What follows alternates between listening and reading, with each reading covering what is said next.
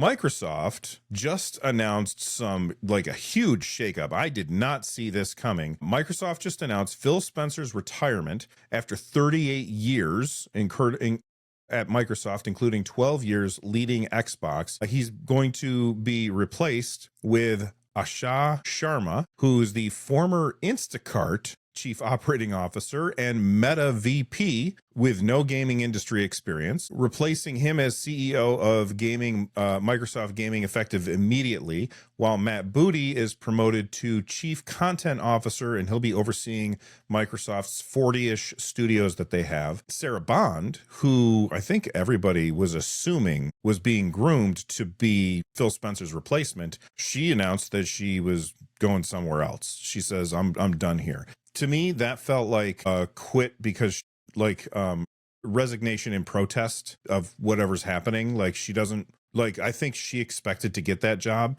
and then they gave that job to somebody else. And to me, that seems like she was like, well, I don't want to work. I wanted to do what I wanted to do and I don't want to work for somebody else. So I'm out of here. And that's what it felt like. I don't have any information behind the scenes. Some people are saying that it looks like Phil Spencer's been fired. If he's been fired, then I don't think that they give him until summer to try and do a transition. Like if you're fired, you're usually fired. But I'm also not a corporate guy, so what the hell do I know? There's a couple of things that have been posted, and I want to point these things out. So Satya Nadella, the head guy over at Microsoft, he said, this is about Sharma, the replacement. He said, Asha has helped build and scale services that reach billions of people and support thriving customer and developer ecosystems. I thought that was interesting because services is really where Microsoft has been planting its flag. So it seems like more of the same. Phil Spencer, though, he said he started in as an intern, which I thought that was really cool. That's something I didn't know about him, that he started as an intern at Microsoft. Then Asha Sharma said this: gaming now lives across devices. As we expand PC, mobile, and cloud, Xbox should feel seamless and reach players everywhere. That seems like she's reading from the same playbook that they've been going with this whole time. So I don't see that. Yes, it is a shakeup as to who's doing what, but it seems like they're going the same route that they have been. She also says, we will invent new business models, which I hate that sound, new ways to play. And as monetization and this is the one part of her letter that I liked. She said, as monetization and AI evolve and influence its future, we will not chase short-term efficiency or flood our ecosystem with soulless AI slop. I like that she called it slop. Games are art crafted by humans with the most innovative technology. And then the last thing that I'll say before I throw to the panel and hear everything that they have to say, Matt Booty specifically said there are no organizational changes underway for our studios, meaning they don't plan to fire anybody. So I got a couple of things that I want to say before I throw to the panel. Number one, yes, this is a shakeup as to who's making decisions or whatever, and that could be a big deal. But based on what they're saying here, it seems like they're all reading from the same playbook. And it's the playbook that we've been watching for a while, which is not a playbook that most of us are very happy with. The one bright shining part in here is that Matt Booty says they're not planning on firing anybody. So my question to all of you guys, does this surprise you? And then what do you think about all of the things that they said? Carrie, I'm going to start with you, man. You know, when I think of Xbox, I really think about Instacart. That's the first thing that pops to my mind. So it makes no sense to me whatsoever. And like, if you look at like some of the people are like pointing out, it's like Sarah Bond just like was like talking like, hey, you should fill out this survey for Xbox stuff like 3 hours before the announcement on LinkedIn. And it's like, did she know what was going? I feel Right. like, so, forgive me to Asha is her name, right? Asha Sharma. I'm assuming that's how we pronounce it, but I'm not sure. I mean, like, good luck to you. Hopefully what you are saying is actually what you actually believe. But I feel like there's some things that she's coming to the plate with, because she just launched her Twitter account, like literally after the announcement, and everyone started following her. And she like listed 3 things that are what people want to hear.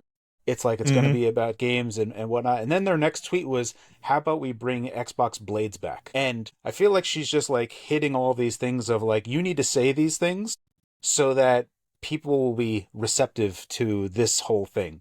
So no AI slop. Like, these are all things that we all want to hear. These are all like the Pavlovian responses of like, oh, good.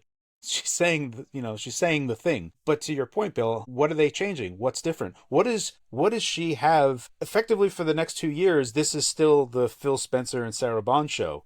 Like, we Yes. have all of 2026 riding out, which is already like going. So this is a banner year for Xbox in terms of game output. That's going to be for 2026. They have Fable, for Forza Horizon. They have their big marquee titles landing in this year. They have a big year. And then next year, AMD has already outed them. They're like, oh, Xbox's next thing is next year. So that's in flight. Like, AMD already spilled the beans. Hardware's in flight. And that thing, based on what all the rumors that we saw, is it's a gigantic monster. So this thing is going to land where it's a console/hybrid, where that's attractive. And it is like all of this stuff, like Phil Spencer and team have been just taking it on the chin nonstop. And literally when they're about to like, finally, we climb the mountain, and Satya's like, come on over, Asha. This From is the yours. AI department. Yeah, it's like I don't. It just seems completely out of place to me. I don't like all of this time to get here, and just to kick them out is maybe they didn't get kicked out, right? Maybe they didn't get kicked out. They didn't mention Sarah Bond at all for valid reasons. I don't know, but this does not seem on face value alone that this worked out. And in some respects, like, Asha is just like, quick, put someone in front of the camera. Say the words, Asha. Again, apologies if that's cruel or mean, but I don't really have anything negative to say against her, but I just don't feel like this particular role suits her in any way. Maybe I'll be proven completely wrong. Maybe she's just gonna, like, take all the stuff that's gonna be great and actually deliver on all the things that she said, which would be amazing. Can I ask you a question, Carrie? Do you think that somebody who's in charge of I'm not even going to say video game studio, but like a video game focused technology company needs to have a pedigree in video games? Well, I mean, if you take a look at Jim Ryan and Herman Hulst, I don't know, how do PlayStation people feel about those guys? Like, we're going to be talking about them in a moment. Yeah, we'll talk about them soon. Bad news, Bill strikes again. But I think there's an objective answer to that, which is it helps, but it's not the only factor. So like Yamauchi was an Epic executive, right? Not to say that he did great things objectively, but he made Nintendo a lot of money. During his time being the CEO of Nintendo, Nintendo made tons and tons of money in probably their golden ages. And he didn't give a crap about video games, So like it helps, right? Like Take-Two, Strauss Zelnick is not a video game guy, and Take-Two is making. I don't like the decisions Take-Two is making, but Take-Two is making lots of money, and so like. But do we care that they make money? But they care that they make money. That's the point. I know, but all the things that but the Nintendo example is not just an example where they made money. Sure. It's an example. They did make very poor consumer decisions, but it was also their golden ages. I will 100% agree with you that Nintendo was in that. I like absolutely 100%. So yes, objectively, you can have someone that has no pedigree whatsoever with gaming, but I don't think that you can come to the table and know where you need to plant your feet, where you need to take stakes in stuff to understand the importance of what you're saying, unless someone else is kind of like, telling you, giving you the importance, giving you the topics. That's the key, right? Is that someone else? Like, do you put the right people in the right places? And Yamauchi knew Gunpei Yokoi, Miyamoto, right? Like, he knew the people to put in the right places. That's the question you're asking here. You look at Miyamoto, right? Like, Miyamoto, he didn't want to be I don't think he wanted to be a video game designer, like, as his first thing, but he intuitively he is one of the best game designers of all time. Like, he obviously, so he didn't, but there was no video game pedigree or whatever. There was like, it was like a free flowing type of thing at that time. So yes, I'm 100% objectively, yes, they don't have to have it, but I feel like in this particular place and time, this is a completely weird choice that sprung. I don't know. I need to stew from this. To be clear, I think all your points so far have been salient, and this is all fresh and very raw, right? So like all of our takes are just literally hours after. Yes. Yeah. So I will say, I know that you wanted to say something, but I'm going to ask you something real quick. Are you about to tell us about that Admiral? Because if you are, I want to hear it. I wasn't, but I can. Yeah. So I think it's a good point. So number one, like you guys got me thinking, first of all, like I think among the four of us, I'm probably the least knowledgeable about who was what, when, like in the gaming industry. Like I just never really followed that until really joining this podcast. But the thing that came to my mind was like, okay, who's somebody that like led a studio that like I respected, and I was like, I like what they have to say, and like they felt like they represented us, right? And I just go to Reggie, right, for Nintendo America, and I always felt like he always like had our backs, and he wasn't the guy in charge of everything, right? But he was Nintendo of America president, and it just felt like he was kind of pushing the ways that he could, right? So while you guys were talking, I'm like, well, what is his background? And so he worked senior director of national marketing at Pizza Hut.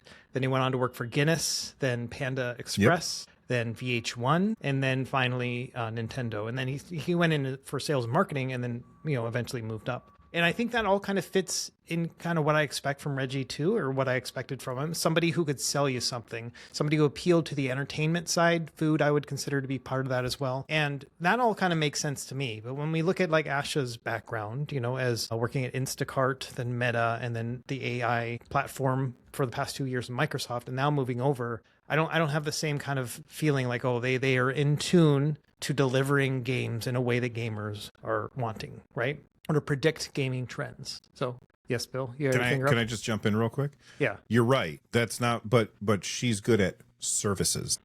Right. That's why they got her. But go ahead. Yeah. No, I agree. And I think that shows their direction and potentially what Microsoft's going for. And so the thing that Bill mentioned about the Admiral, we were talking in chat earlier. So I worked, when I was in the Navy and during my later years, I was a Master Chief, and I would work in some high-level positions. And I was there for the transition of one admiral to another within the intel world. So basically the head of Navy's intel moving over, shifting focus to another admiral. So I was there for the change of command. And it is remarkable how much an executive has weight in that kind of world. And I'm not saying it's the same at Microsoft, but this person is not at the top of the rung, but pretty close, right? So they've got somebody to answer to, everyone does. But the way they had visions and plans, and they were executed almost immediately. Like the whole staff was like, all right, we're going in this direction now, and just pivot and move. And I kind of thought the same thing about Microsoft, because I think it was Bill, you mentioned, you're like, oh, well, it's an executive. What are they going to be able to change, right? And like my thing was like, well, actually, he can change entire cultures, which is what I've seen, is complete 180s, between different leadership positions. I do think that this has got a lot of weight to it, and it really is going to push the direction of Microsoft and Xbox gaming in particular in the future. And so, yeah, I'm really interested to see how this goes, and it's kind of the first time I've been here for it, like watching it happen in real time. So I'm kind of excited to see where it goes. So I have a question before I go for everybody. It sounds like we don't really like have confidence as to where this will go, but it also sounds like we kind of agree that there will be a big impact, positive or negative. There will be a big impact. Does anyone like disagree with that? I disagree with that. You disagree with that. All right, tell me about that. I disagree with it, and here's the reason why. And it kind of goes to what I said, what Russ just mentioned, is where I said, well, it's just some other corpo, person.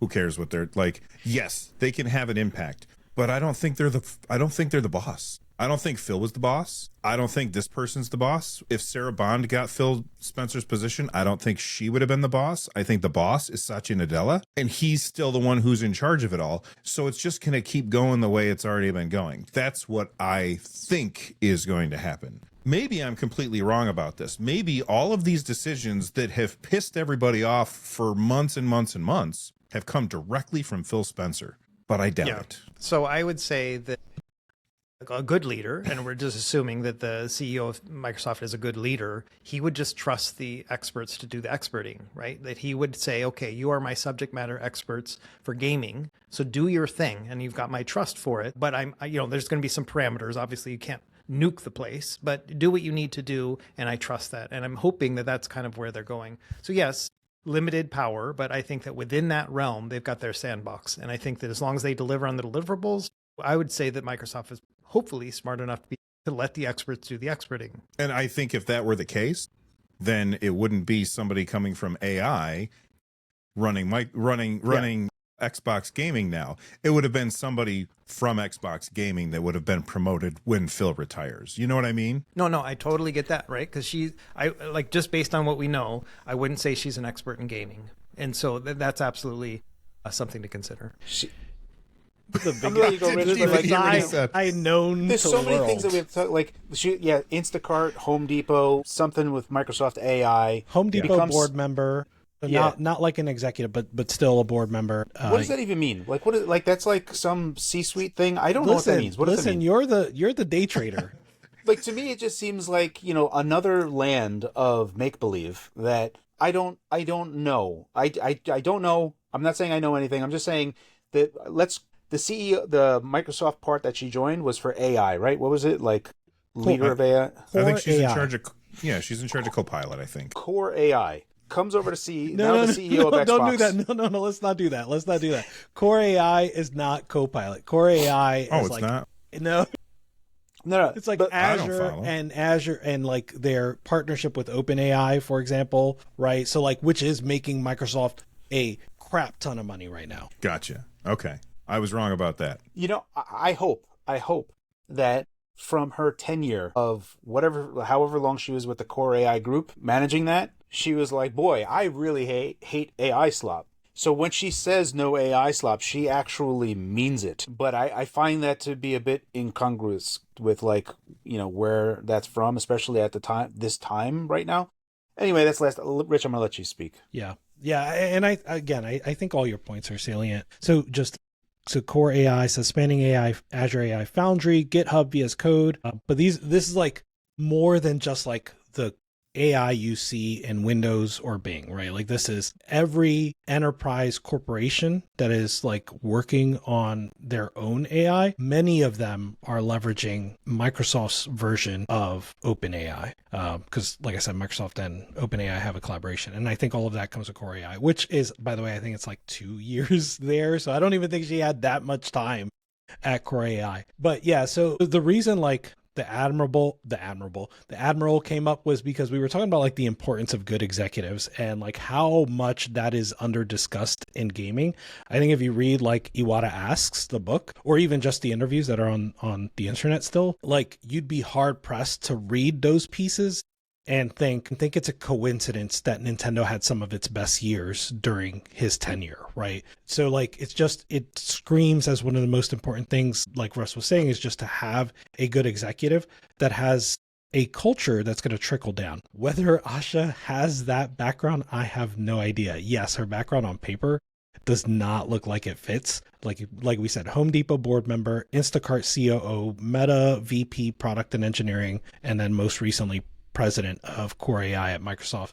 I think that's more than a bit troubling when it comes to like where we look at where Microsoft is going, especially right now at such a pivotal time. And not to mention losing Phil, at least the way a lot of people have seen Phil specifically, it's a big loss, right? Like, yeah, coming from Don Matrick to Phil, like that was a huge step up. And so although, yeah, go ahead, Bill. Isn't Don Matrick was famously not a gamer either. So that's another point for having gamers in charge, because he was in charge of the Xbox One era, right? He was a gamer or was not? I have no idea. Was not a gamer. Okay. So yeah, fair. Let me look it up while you're talking.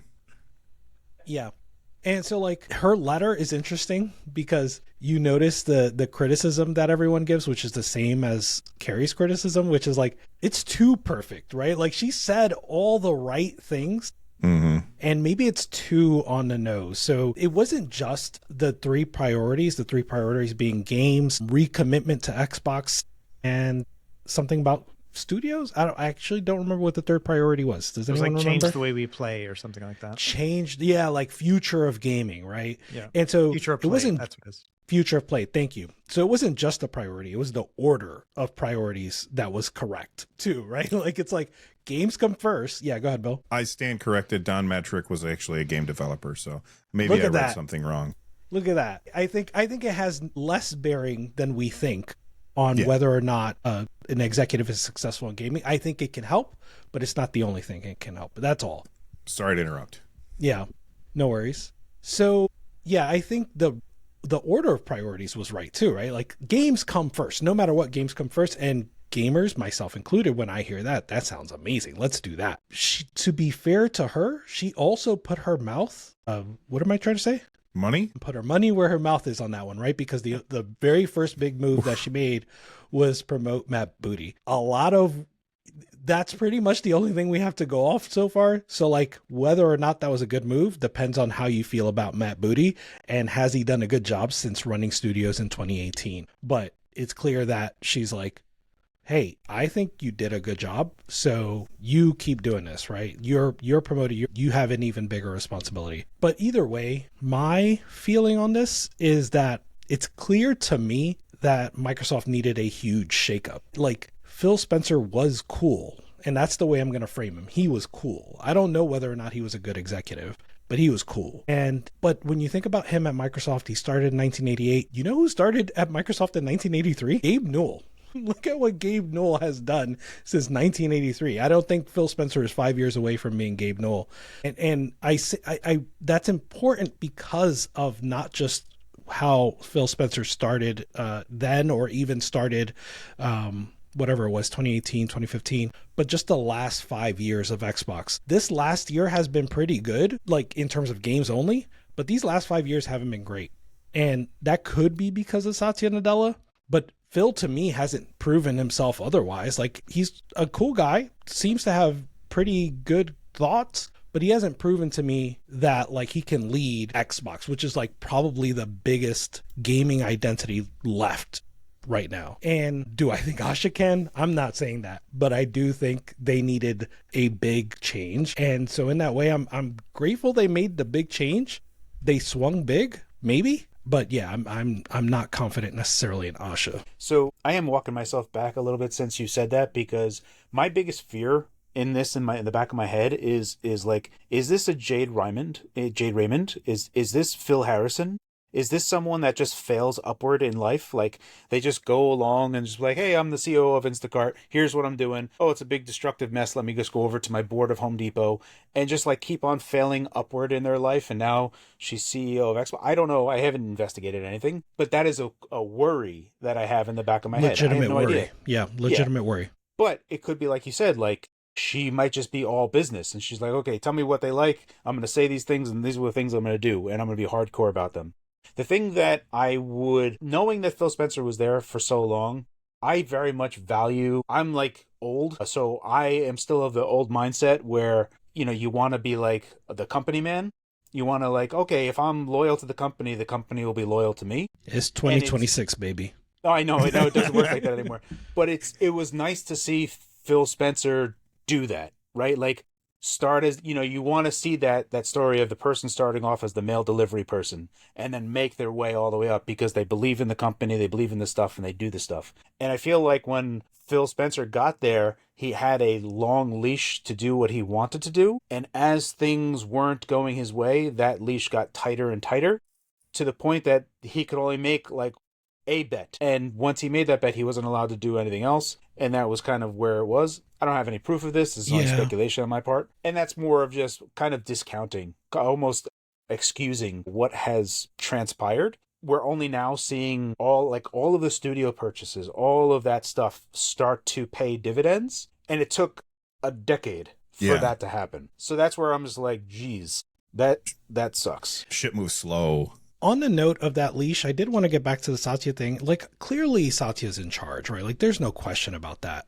But also, Satya doesn't buy Activision Blizzard King on his own. You know what I mean? Like, that's not a decision that, like, Satya came up with and is like, that's brilliant, I'm going to do that. Like, clearly that was Phil Spencer and or Phil Spencer's people, right? Like that. And for Phil Spencer to have that leash, to be able to spend, remind me guys, 80 billion? Almost. Effectively 80 billion. Yeah, 70 billion, I thought. Yeah, 69 billion, and then it went to it. But after like everything kind of shook out, it was like 75 billion, and then 9 billion if you count Bethesda. That's fine. So it's like 84 billion. Okay, so for Phil, yeah, Bethesda's a good point too, right? Like for Phil to convince Satya to spend $80+ billion, like Phil, like let's not take away that Phil had power, Phil had clout. He was able to pull some strings up there. So the only thing I want to mention real quick is that I did read up, or at least hear something about that there's two things to keep in mind. Number one is when they bought ZeniMax, money was cheap. And when I say money was cheap, I mean interest rates were next to nothing. So Microsoft had a bunch of cash and it was worth less to them to hold on to that cash than to invest and acquire things. Like that would bring more money, even if it wasn't that good of an investment. That would be a better use of the money. But now that interest rates went to 7%, a lot of acquisitions have stopped across the board everywhere. So that's one thing. The second thing was that after they bought Bethesda, ZeniMax, one of the board members that did that specifically said, "Who's next?" So they already were like, "Phil, who are we getting?" So it wasn't like Phil like, "Oh, I think we should go for ABK." They were like, "This is awesome. Let's get Fair something." point. And I think Phil was like, "Oh, I'm gonna go for the gusto. I'm gonna go for the big daddy." And he's like, "It's gonna be 70 billion." And they're like, "Let's roll." And he's like, "I can't believe they did that. I'm gonna be fired in 6 years."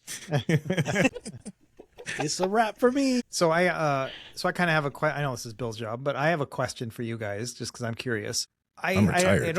I don't really like the idea of kind of speculating what to expect from this person, just because I don't think we have a lot of data. But what would you like for them to do? Like, what do you want somebody in that position to do in terms of decisions for Microsoft leading Xbox forward in, say, the next couple of years? I don't know. I don't have an answer myself, but I'd love to hear your guys' takes. I want them to make Game Pass more affordable. I want them to, with no time to think. You know what? When I do this to you guys, it's really a lot easier on me because I ask the question and then I get time to think about it. I want them to stop raising prices, stop firing people who put out good games, and I do want them to continue what they have been doing when it comes to putting your games on everything, because I like it when games are on everything. I need more time to think about it. I think those are good ones. I'm going to say, number one, it's probably going to be a lot of what her letter said, even if it wasn't genuine or sincere. Number one is the games, right? Like, just first of all, just focus on making good games, working with the studios. I've heard that Matt Booty has a good reputation with other developers of like having a developer first culture. So like taking good inventory of what your employees are saying, it makes a good game, and listening to that. So doing that's number one to me. Number two, I don't know I don't really get the strategy they're heading towards completely, but if they're going to do it, don't half-ass it, right? So like what I mean is with the hardware, really improve the PC APIs that have been just floundering for years. So like really hone in on how much better can we make these PC APIs?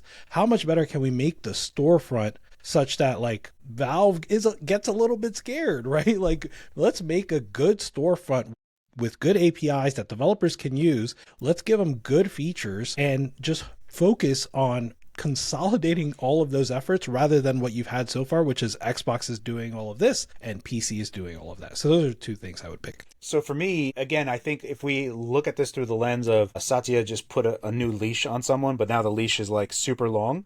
So she should just be like, cool, I'm going to just go ham across the board. And Russ, you had mentioned it before, and I was like, that puts it so well when we talked about Avowed. It's like one of the best 6-10 games I ever played ever. And you start with like this, it's the best mediocre thing, right? Like, or slightly above average thing. And I really feel like that's the case for Avowed. And I would say you have all of this IP now. I've talked about this before. I would like there to be a Space Quest game. I would like there to be a King's Quest game. May cost you $1 million or two. Just go nuts. Go ham. Spend here's $2 million, adventure game developers. This is more money than you've ever had ever. Make a cool Space Quest game. Make a cool King's Quest game. We have all this IP. Let's start going nuts. And it's about games, right? So Prove it. Go nuts with the leash that you have and just show us the meaning of gaming. Make a new Banjo-Kazooie kart racer. I will buy it. Exactly. Yeah. Just go nuts. So I would add, the Phil Spector thing, Phil Spencer thing really hits me when we talk about we talked about it in the beginning of our podcast, was he was getting his hands on handhelds. I think it was the original Ally at the time. And he was like, this is a bad experience. It's a bad user experience. I don't like that, I'm having to try and navigate this on such a small screen. I'm going to do something about it. And what we got was this full screen experience, which to me is very half-assed. It feels very much so like a stack. So it's Microsoft in general has this problem where they just keep stacking on new things on top of the old stuff, right? I mean, Notepad's going to have pictures soon is what I heard. It's just crazy. And so What I would want to see is a revolution where they're like, what would we do if we were starting a brand right now? Instead of trying to make things fit within the existing paradigm that is the behemoth of Microsoft and Xbox, what could we do that would revolutionize things? Those are the questions I would like for them to be asking. And what comes out of that, who knows, but I think it'll be a games first kind of trajectory, dev first, all those things that we've already been talking about. But I do think that it's going to require something more revolutionary than just stacking on something new on the platform that we have already. I love that. Do we all agree also Blades, bring back Blades? Yeah, everything she's saying has to happen now, right? Like, whatever you said, that's it. This is now table stakes. Like, this is like, we're starting here. You have just made the foundation. If you do not deliver on this, I will judge you on everything, the first 3 words you've said. Yes. Well, let us know what you guys, what do you want? Asha Shamra, what do you want her Asha to do? Sharma. Somebody please pronounce it right for me so that I can stop sounding like an idiot. Asha Sharma. Asha Sharma. All right. That's how I'd say it. What do you guys want Asha Sharma to do with Xbox? How do you feel about what Matt Booty's going to be doing with his 40-plus studios that he's now in charge of? And who do you want to play Phil Spencer in the movie? Let us know in the comments down below. And Russ just raised his hand with a finger. What's up, man? One last point, and I already mentioned in the chat. Hold but I thought on. it'd be Just good for the everyone. audio listeners, he wasn't raising his hand with that finger. Sorry. That's what I understood. Right. Yeah, we have a little tool in this thing. Anyway, so I mentioned this in the chat already, but they showed a picture of Asha and Matt Booty together, right? And they're sitting there and they're just kind of smiling at the camera, photo op, whatever. They are sitting in front of a row of computers that are playing Master Chief Collection, which came out in 2014. So the fact that they are taking a game that's 12 years old and using that to represent themselves in this new vision and whatever, I think it says a lot. And to be honest, I would consider that maybe to be the last must-have Xbox title, to be honest, for me. Wow. That's the one where I'm like, okay, yeah, that's the Xbox exclusive must-have. That's kind of that era that I think is still kind of amazing. I can't think of any other games since then that have been... She's going to make every game exclusive to Xbox. No more PC. It's just Xbox. And that's it. So Activision, Xbox only. Bethesda, Xbox only. The FCC were like, I knew it. All right. Well, let us know what you guys think in the comments down below. So you just saw a clip of my podcast, the Nerd Nest podcast. If you enjoyed it, then do me a favor and click on that like button. And if you really enjoyed it, then check out the link in the description down below. It's going to take you to the full podcast so you can watch the entire conversation and a whole lot more. If that sounds good, I hope to see you over there. Thanks for watching. Stay rad, everybody.